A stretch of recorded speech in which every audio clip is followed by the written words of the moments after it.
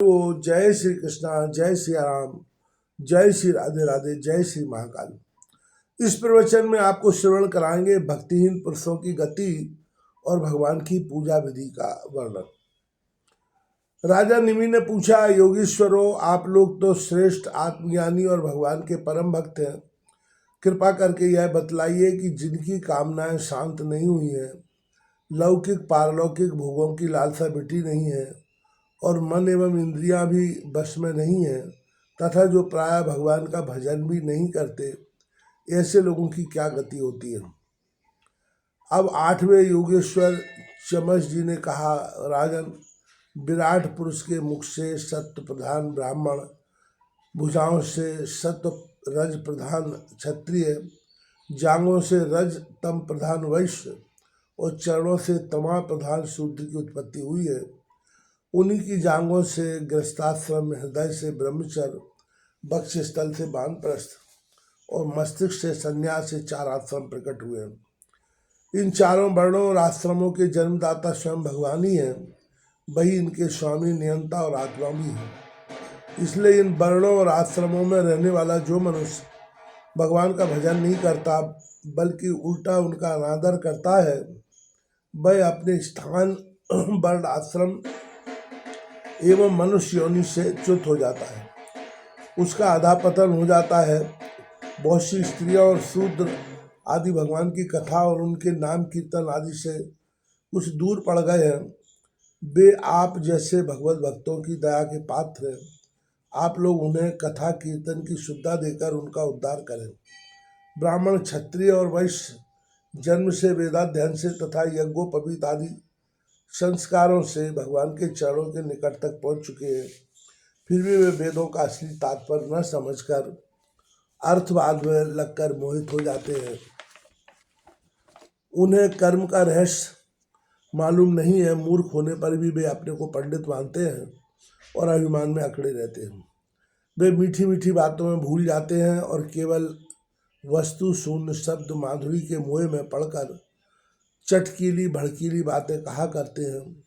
रजोगुण की अधिकता के कारण उनके संकल्प बड़े घोर होते हैं। कामनाओं की तो सीमा ही नहीं रहती। उनका क्रोध भी ऐसा होता है जैसे सांप का बनावट और घमंड से उन्हें प्रेम होता है। वे पापी लोग भगवान के प्यारे भक्तों की हंसी उड़ाया करते हैं। वे मूर्ख बड़े गुणों की नहीं बल्कि स्त्रियों की उपासना करते हैं। यही नहीं, वे परस्पर इकट्ठे होकर उस घर गृहस्थी के संबंध में ही बड़े बड़े मंसूबे बांधते हैं, जहाँ का सबसे बड़ा सुख स्त्री सहवास में सीमित है। वे यदि यज्ञ भी करते हैं तो अन्न दान नहीं करते, विधि का उल्लंघन करते और दक्षिणा तक नहीं देते। वे कर्म का रहस्य न जानने वाले मूर्ख लोग केवल अपने जीव को संतुष्ट करने और पेट की भूख मिटाने, शरीर को पुष्ट करने के लिए बेचारे पशुओं की हत्या करते हैं। धन, वैभव, कुलीनता, विद्या, दान, सौंदर्य, बल और कर्म आदि के घमंड से अंधे हो जाते हैं तथा वे दुष्ट उन भगवत प्रेमी संतों तथा ईश्वर का भी अपमान करते रहते हैं। राजन, वेदों में इस बात को बार बार दोहराया है कि भगवान आकाश के समान नित्य निरंतर समस्त शरीरधारियों में स्थित है। वे अपने आत्मा और प्रियतम हैं, परंतु वे मूर्ख इस वेदवाणी को सुनते ही नहीं और केवल बड़े मनोरथों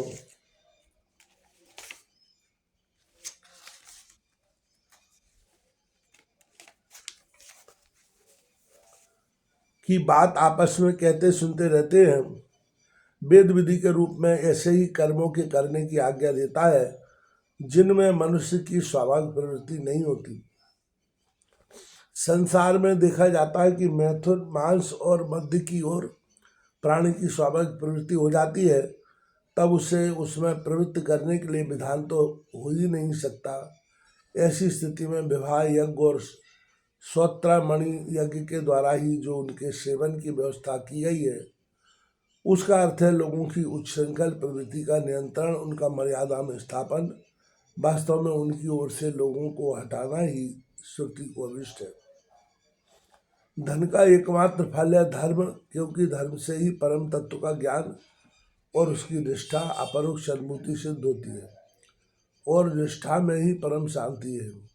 परंतु यह कितने खेद की बात है कि लोग उस धन का उपयोग घर गृहस्थी के स्वार्थों में या काम भोग में ही करते हैं, और यह नहीं देखते कि हमेशा यह शरीर मृत्यु का शिकार है, और वह मृत्यु किसी प्रकार भी टाली नहीं जा सकती।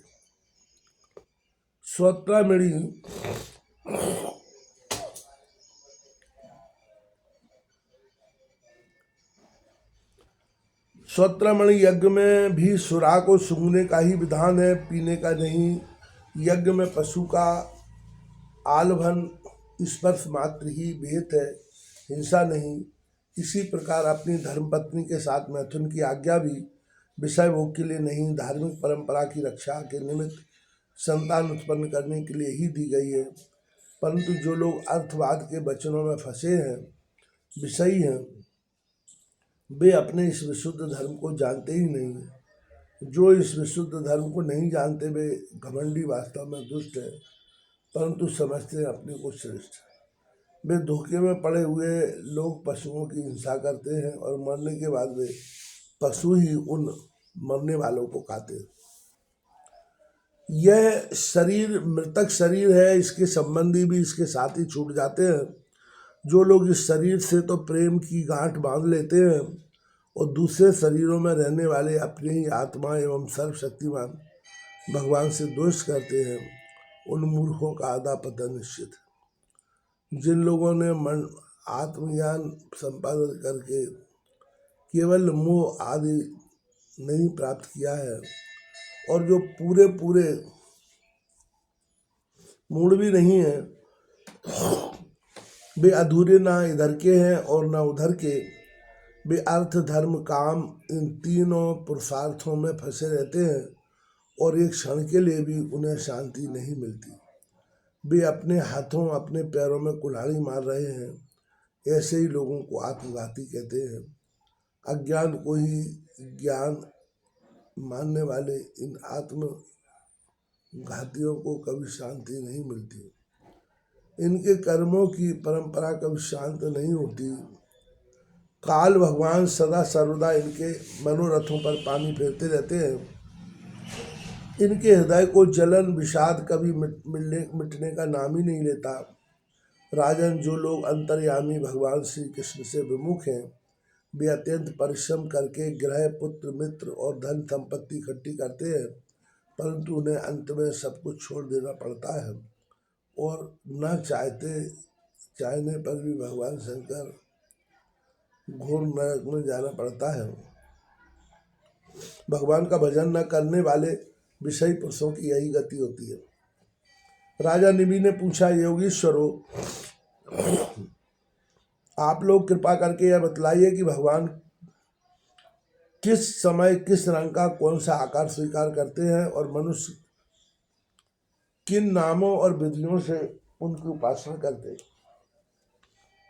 अब नए योगेश्वर कर भाजन जी ने कहा, राजन, 4 युग हैं, सत्य, त्रेता, द्वापर और कलयुग।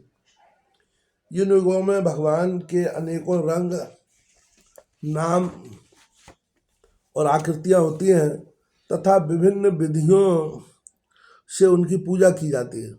सत्युग में भगवान के श्री विग्रह का रंग होता है श्वेत। उनके 4 भुजाएं और सिर पर जटा होती है, तथा वे बलकल का ही वस्त्र पहनते हैं। काले मृग का चर्म, यज्ञोपवीत, रुद्राक्ष माला, दंड और कमंडल धारण करते हैं। सतयुग के मनुष्य बड़े शांत, परस्पर बैर रहित, सबके हितैषी और समदर्शी होते हैं। वे लोग इंद्रियों और मन को वश में रखकर ध्यान रूप तपस्या के द्वारा सबके प्रकाशक परमात्मा की आराधना करते हैं। वे लोग हंस, सुपर्ण, वैकुंठ, धर्म, योगेश्वर, अमल, ईश्वर, पुरुष, अव्यक्त और परमात्मा आदि नामों के द्वारा भगवान के गुण लीला आदि का गान करते। राजन, त्रेता युग में भगवान के श्री विग्रह का रंग होता है लाल। 4 भुजाएं होती हैं, और कटी भाग में वे 3 मेखला धारण करते हैं। उनके केस सुनहरे होते हैं और वे वेद प्रतिपादित यज्ञ के रूप में रहकर सुख सुबह आदि यज्ञ पात्रों को धारण किया करते हैं।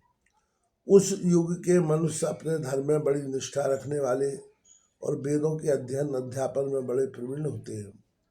वे लोग यजुर्वेद, ऋग्वेद और सामवेद वेद त्रय के द्वारा सर्ववेद स्वरूप देवादिदेव भगवान श्री हरि की आराधना करते हैं। त्रेता युग में अधिकांश लोग विष्णु यज्ञ, प्रश्निगर्भ, सर्वदेव, उरुक्रम, वृषाकपि, जयंत और उरुगाय आदि नामों से उनके गुण और लीला आदि का वर्णन करते हैं। राजन, द्वापर युग में भगवान के श्री विग्रह का रंग होता है सांवला। वे पीताम्बर तथा शंख चक्र गदा आदि अपने आयुध धारण किए रहते हैं। वक्ष स्थल पर श्रीवत्स का चिन्ह, बहुलता, कौस्तुभमणि आदि लक्षणों से पहचाने जाते हैं। राजन, उस समय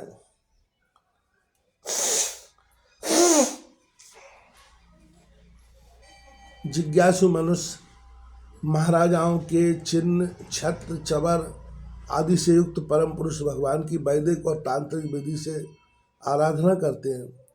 वे लोग इस प्रकार भगवान की स्तुति करते हैं। हे ज्ञान स्वरूप भगवान वासुदेव एवं क्रिया शक्ति रूप शंकरस्वरण, हम आपको बार बार नमस्कार करते हैं।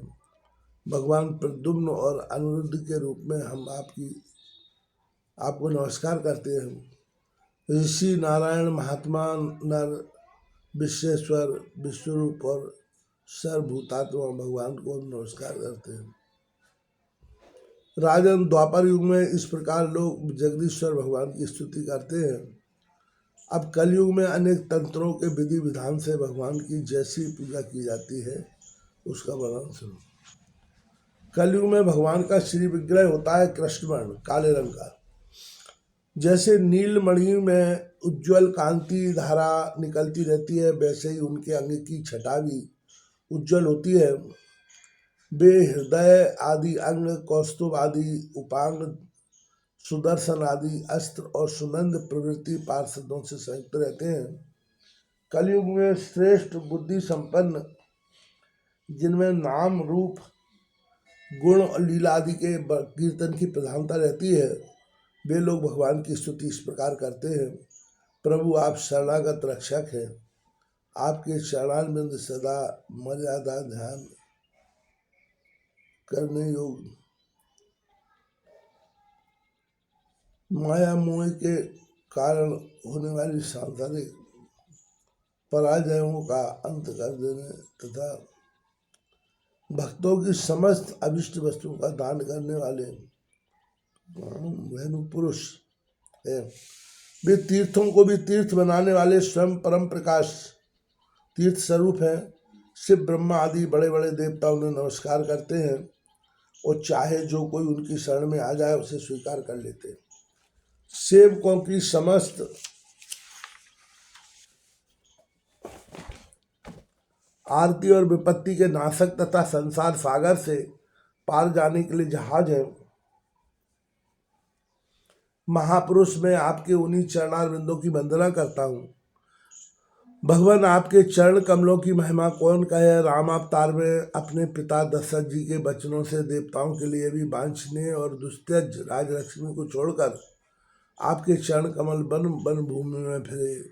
सचमुच आप धर्मनिष्ठता की सीमा है और महापुरुष अपनी प्रेसी सीता जी के चाहने पर जानबूझकर आपके चरण कमल माया मल के पीछे दौड़ते रहे। सचमुच आप प्रेम की सीमा है। प्रभु, मैं आपके इन्हीं चरणारविंदों की वंदना करता हूँ। राजन, इस प्रकार विभिन्न युग के लोग अपने अपने युग के अनुरूप नाम रूपों द्वारा विभिन्न प्रकार से भगवान की आराधना करते हैं।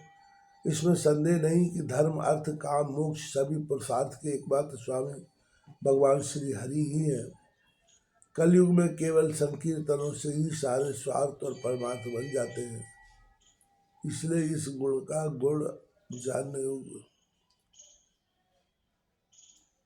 सारग्राही श्रेष्ठ पुरुष कलयुग की बड़ी प्रशंसा करते हैं, इससे बड़ा प्रेम करते हैं।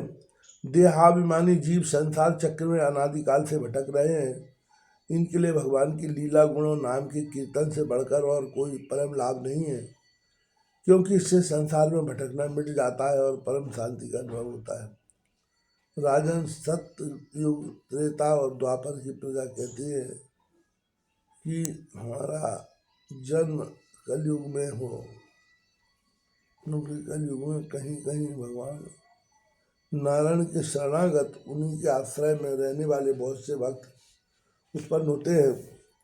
महाराज विदेह कलयुग में द्रविड़ देश में अधिक भक्त पाए जाते हैं, जहाँ ताम्रपर्णी, कृतमाला, पयस्विनी, परम पवित्र कावेरी, महानदी और प्रतीचि नाम की नदियाँ बहती हैं। राजन, जो मनुष्य नदियों का जल पीते हैं प्रायः उनका अंतःकरण शुद्ध हो जाता है और वे भगवान वासुदेव के भक्त हो जाते हैं। राजन, जो मनुष्य यह करना बाकी है, यह करना आवश्यक है इत्यादि कर्म वासनाओं का अथवा भेद बुद्धि का परिचय करने सर्वात्म भाव से शरणागत वत्सल प्रेम के वरदानी भगवान मुकुंद की संसार में गया है, वह देवताओं, ऋषियों, पितरों, प्राणियों, कुटुंबियों और अतिथियों के ऋण से ऋण हो जाता है। वह किसी के अधीन, किसी का सेवक, किसी के बंधन में नहीं रहता। जो प्रेमी भक्त अपने प्रियतम भगवान के चरण कमलों का अनन्य भाव से दूसरी भावनाओं, अवस्थाओं, आस्थाओं, वृत्ति में और प्रकृति को छोड़कर भजन करता है, उससे पहली बात तो यह है कि यह पाप कर्म होते ही हैं। परंतु यदि किसी प्रकार हो भी जाए तो परम पुरुष भगवान श्री हरि उसके हृदय में बैठकर वह सब धो बहा देते हैं और उसके हृदय को शुद्ध कर देते हैं। नारद जी कहते हैं, वसुदेव जी मिथिला नरेश राज्य निमि 9 योगीश्वरों से इस प्रकार भागवत धर्मों का वर्णन सुनकर बहुत ही आनंदित हुए। उन्होंने अपने ऋत्विज और आचार्यों के साथ वृषभ नंदन नव योगीश्वरों की पूजा की। इसके बाद सब लोगों के सामने ही वे सिद्ध अंतर्ध्यान हो गए। विदेह राजनिमि ने उनसे सुने हुए भागवत धर्मों का आचरण किया और परम गति को प्राप्त हुआ। भाग्यवान वसुदेव जी, मैंने तुमसे आगे जिन भागवत धर्मों का वर्णन किया है, तुम भी यदि श्रद्धा के साथ इनका आचरण करोगे तो अंत में सब आसक्तियों से छूटकर भगवान का परम पद प्राप्त करोगे।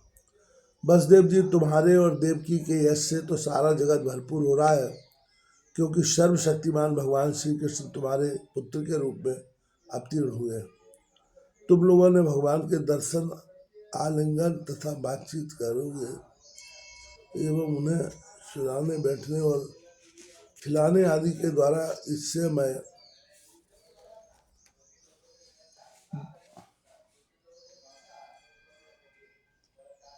बात्सल स्नेह करके अपना हृदय शुद्ध कर लिया।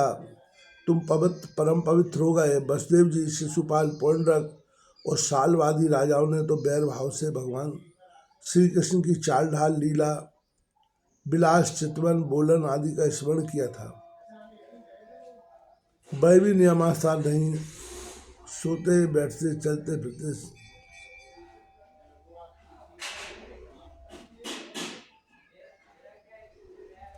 स्वाभाविक रूप से ही, फिर भी उनकी चित्तवृत्ति कृष्णाकार हो गई और वे शारूप मुक्ति के अधिकारी हुए।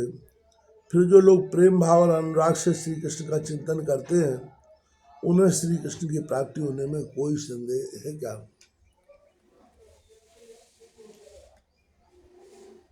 वसुदेव जी, तुम श्री कृष्ण को केवल अपना पुत्र ही मानो, मत समझो। वे सर्वात्मा, सर्वेश्वर, कारणातीत और अविनाशी हैं। उन्होंने लीला के लिए मनुष्य रूप प्रकट करके अपना ऐश्वर्य छिपा रखा है। वे पृथ्वी के भारभूत राजवेशधारी अस्त्रों का नाश और संतों की रक्षा करने के लिए तथा जीवों को परम शांति और मुक्ति देने के लिए अवतीर्ण हुए हैं। और इसी के लिए विदेश में कोई कीर्ति भी साथ गाई गई जाती है।